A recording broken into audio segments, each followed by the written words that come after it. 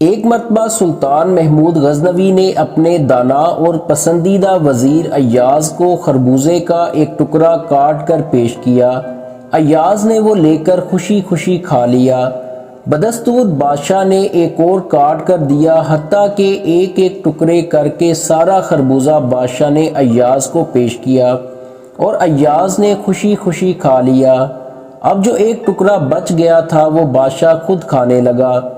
جیسے ہی بادشاہ نے وہ ٹکڑا منہ کے قریب کیا تو وہ انتہائی کڑوا تھا، لہٰذا بادشاہ نے تھو تھو کر کے پھینک دیا اور ایاز سے کہا کہ ایاز، میں نے تجھے جب یہ خربوزہ پیش کیا تو تم نے مجھے اس کی کرواہٹ کی خبر کیوں نہ دی، تاکہ میں تمہیں اور نہ دیتا اور تم ہو کہ کڑوا خربوزہ بھی مزے مزے سے کھا گئے اور کوئی شکایت نہ کی۔ تو ایاز نے کمال کا جملہ کہا کہ جس ہاتھ سے زندگی بھر میٹھا کھایا ہے، آج اس ہاتھ سے کچھ کڑوا مل گیا تو کیا میں شکوہ کرتا پھروں؟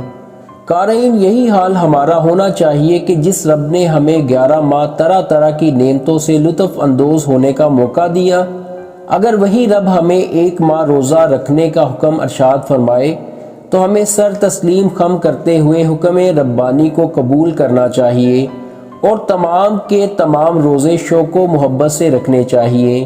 اللہ عمل کی توفیق نصیب فرمائے، آمین۔